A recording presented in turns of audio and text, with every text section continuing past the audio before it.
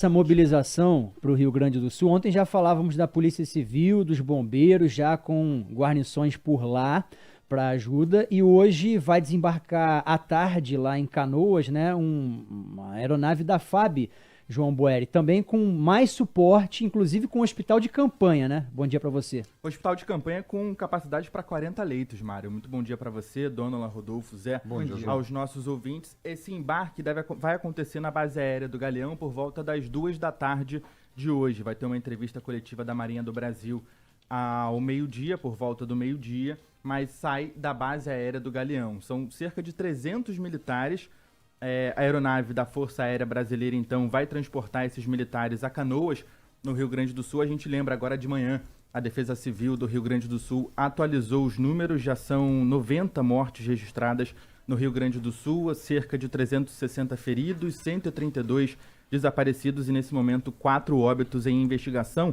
São mais de 48 mil pessoas em abrigos e outras 155 mil pessoas desalojadas nesse momento. Vamos lembrar para o nosso ouvinte também que ontem a Câmara dos Deputados aprovou, na noite de ontem, o projeto de decreto legislativo enviado pelo presidente da República, Luiz Inácio da Silva, que reconhece então o estado de calamidade no Rio Grande do Sul. Para você, ouvinte, que não está na nossa live nesse momento, a gente está reproduzindo algumas imagens que viralizaram muito no Rio Grande do Sul, mostrando toda essa tragédia, inclusive Dona Mário Rodolfo. O Grupo Bandeirante de Comunicação está desde semana passada com repórteres lá em loco, apresentador, Band News TV, Jornal da Noite, Felipe Vieira, fazendo uma cobertura lá hoje também. O Douglas Santucci também, em rede nacional, aqui junto com o Megali, com a Carla Bigato. Também fez participações assim, exatamente isso. Concordando. Muito boas, eu digo, na essência da coisa, né, no que efetivamente está acontecendo. A nossa âncora do Jornal da Band, Adriana Araújo, também está na Serra Gaúcha, está em Caxias do Sul, que é o único aeroporto onde você consegue pousar.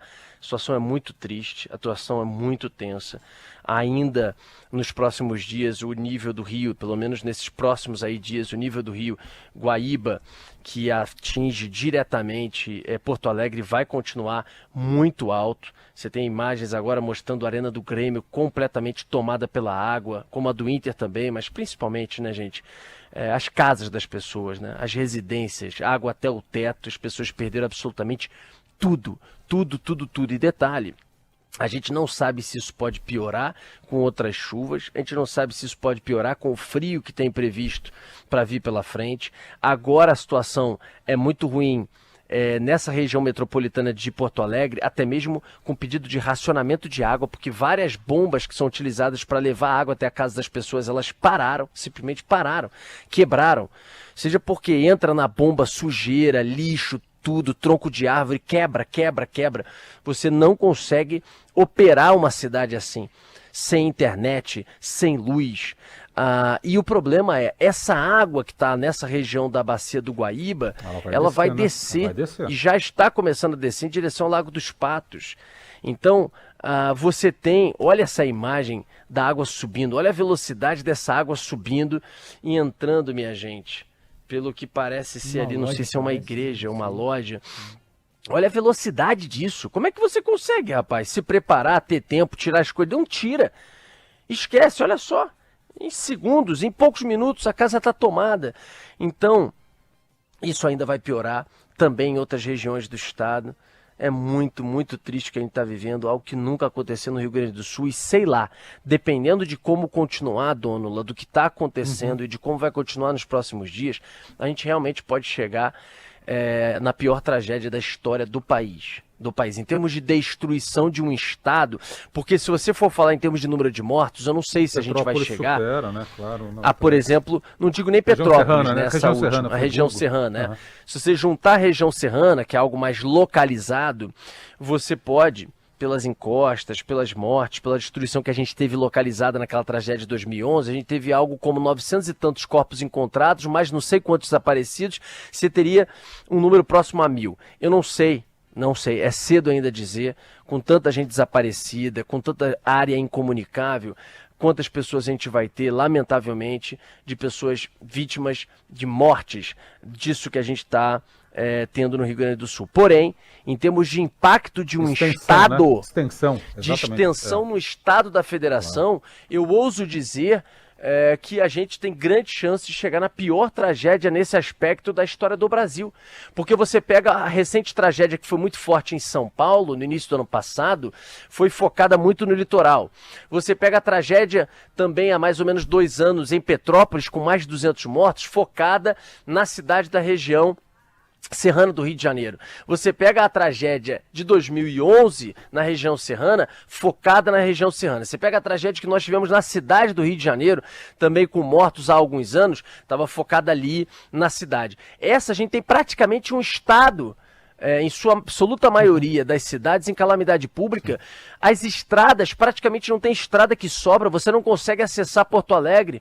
O único local que a gente está conseguindo acessar Porto Alegre com as nossas equipes é através de Florianópolis, que você pega uma estrada pequena estadual para chegar a Porto Alegre. De Caxias do Sul, dentro do estado do Rio Grande do Sul, você pousa lá como a gente pousou ontem com a nossa âncora Adriana Araújo, você não consegue chegar a Porto Alegre por lá. Então você tem bloqueios em dezenas de estradas, você tem lavouras que foram destruídas, milhares de casas que não vai sobrar nada, a pessoa não vai ficar com a roupa do corpo.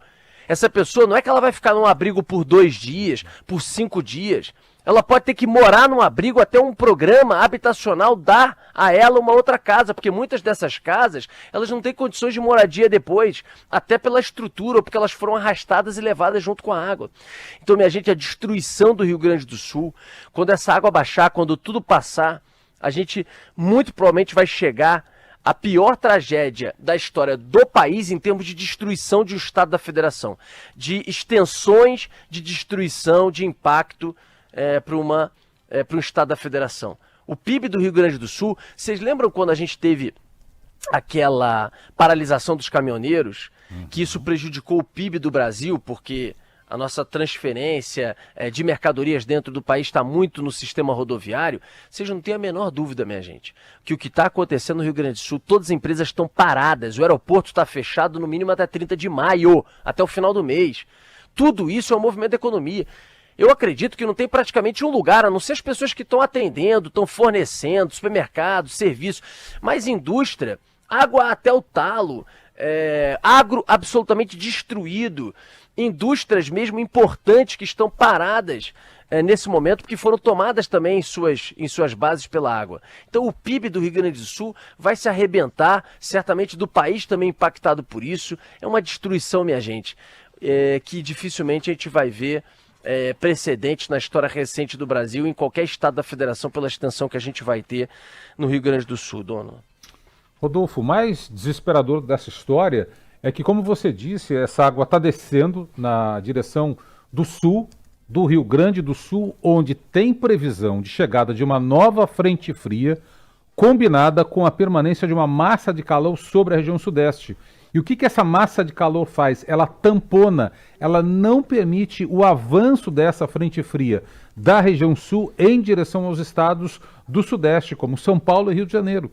Então, tamponando o sul, precipitando mais chuva e mais chuva pesada a partir de quinta-feira na região que vai receber essa região da Lagoa dos Patos, de Porto Alegre, onde fica, por exemplo, a cidade de Rio Grande, no extremo sul do Rio Grande do Sul, é ainda a previsão de mais calamidade em cima daquilo que já está devastado. Isso realmente nos preocupa bastante. Eu estava vendo um relato do Douglas Santucci mais cedo, e a preocupação também que muita gente não quer sair de casa porque está tendo muito saque, a questão da violência também, por pequenos pertences, né? Já perdeu quase tudo, idosos com negociação para poder sair de casa. Teve uma senhorinha que saiu, mas ficou a cadelinha dela que estava ceguinha, que depois os bombeiros iam lá de novo.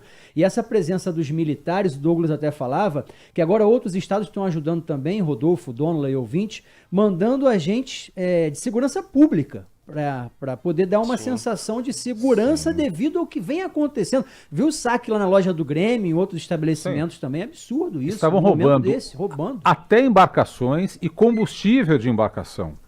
E daqui a pouco, Rodolfo, daqui a alguns dias, eu comentava com o João Boeri um pouco antes de a gente entrar no ar, nós vamos acompanhar um outro momento dramático dessa cobertura jornalística, que é quando as águas baixarem, a volta para casa. Quando as pessoas voltam para casa, muitas vezes de barco, e encontram o que restou, se é que restou alguma coisa. é ainda mais doloroso. Então nós teremos uma cobertura jornalística muito dolorosa por semanas, meses talvez, mas especialmente a volta para casa, Rodolfo. Quem já fez isso sabe o quão doloroso é. Isso vai acontecer nos próximos dias. Só pra gente complementar rapidinho, o Rodolfo estava falando de racionamento de água. Amanhã à tarde vai sair da base naval do Rio o maior navio aeródromo da Força Naval, navio aeródromo multipropósito Atlântico. Ele que tem 2 estações móveis com capacidade para produzir cerca de 20 mil litros de água potável por hora. Nosso ouvinte que não está nos acompanhando pela live poderia ver nesse momento, por exemplo, esse navio, que é o maior navio da Força Nacional, tem capacidade para abrigar dezenas de embarcações, helicópteros, aeronaves, e tem também 2 estações móveis de tratamento de água, vão produzir cerca de 20 mil litros de água por hora, e abriga também o segundo maior complexo médico entre todos os navios da Marinha do Brasil. Polícia Civil do Rio já havia enviado agentes para o Rio Grande do Sul, o Corpo de Bombeiros enviou ontem mais 56 agentes, já tinha enviado cerca de 40 agentes do Corpo de Bombeiros, 40 militares do Corpo de Bombeiros.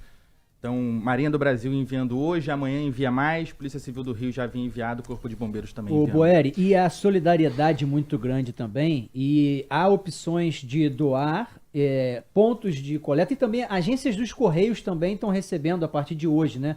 Doações. Estão recebendo a partir de hoje, todas as agências aqui da capital fluminense, das 9 às 5 da tarde, estão recebendo então doações que serão enviadas para o Rio Grande do Sul. A gente lembra também a campanha do Grupo Bandeirantes de Comunicação, Band Abraça o Rio Grande do Sul, em conjunto com a Central Única das Favelas, a CUFA. Você, ouvinte, pode enviar doação por Pix, e-mail doações, sem o C cedilha e sem o tio, ou seja, doacões, cufars@gmail.com. A Ação da Cidadania também montou um ponto de arrecadação na sede da ONG, na Rua da Gamboa, na Zona Portuária. Marinho.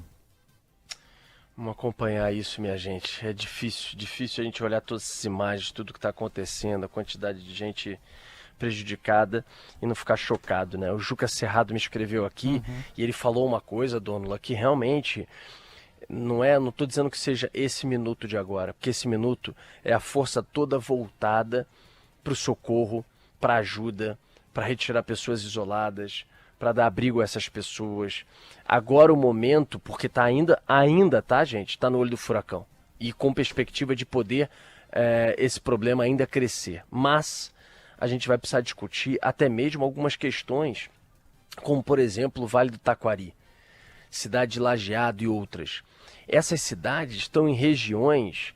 Hoje eu estava conversando com a Glenda Kozlovski, que é a nossa apresentadora do Melhor da Noite, e a gente estava junto trocando ali alguns conteúdos. Ela me enviou um vídeo em que mostra que, por exemplo, essa é uma região que eu acho que eles chamam de planícies baixas, em que você está, a região está localizada numa área que realmente, dada a topografia da região, a geografia mesmo dali, quando chove, os rios enchem, ali o Vale do Taquari, ele vai recebendo de vários riachos e aquele rio ele sobe, tanto que essa área ela foi muito prejudicada nas chuvas de 2023, em 2 oportunidades. É duro dizer isso. E as mudanças climáticas deixaram tudo ainda mais exposto e ainda em situação mais delicada nos eventos adversos. Talvez a gente tenha que discutir a retirada de comunidades. Sim. A retirada de pessoas, Dônula. Se você chega à conclusão, diante de 3 eventos no espaço de um ano, que esta região X, em todos os 3 eventos, não é que foi uma vez em 41, que foi a última grande tragédia que havia acontecido na década de 40, e sei lá, 90, 80 anos depois você voltou a ter um problema ali. Não. Se no espaço de um ano, determinada região de um bairro com 10 mil, 20 mil, 50 mil moradores, o que seja, ou uma cidade inteira, ela está num ponto em que toda chuva que acontece, aquilo alaga e as pessoas perdem tudo, você talvez tenha que discutir realmente para dizer o seguinte, olha, aqui a gente não pode ter mais pessoas diante da perda de vidas. E se reconstruir a vida dessas pessoas num outro local, numa outra cidade segura, onde o estudo mostre que ela não será impactada em qualquer cheia de 2, 3, 5, 8 metros, se aquele rio provoca o que provoca. Então, assim, talvez a gente tenha que discutir medidas realmente mais duras e drásticas em determinadas áreas, porque senão a gente vai ficar repetindo, além, tá certo, de obras, de engenharia, de construção de diques, de manutenção de muitos que não haviam sido olhados com cuidado nos últimos meses. Claro que tem muita coisa que dá para se fazer, não tenha dúvida que dá. Né? A gente sempre cita aqui que a Holanda vive abaixo do nível do mar em algumas cidades. Então é óbvio que dá para fazer. Agora, tem outras coisas que não dá. Você vai o quê? Você vai chegar numa cidade, vai subir um muro de 50 metros de altura para dizer que a partir de agora aquele rio, quando ele subir, ele vai ficar dentro daqueles 2 muros ao seu entorno e a cidade vai ficar lá embaixo. Tem coisas que nem faz sentido em termos de obra, de engenharia, de investimento. Eu acho que tem algumas situações talvez pesadas e drásticas que terão que ser observadas e olhadas para frente. Sim, Rodolfo, é a mudança irreversível. É aquilo que mudou muito rapidamente, mas não foi por falta de alerta não, tá, Rodolfo?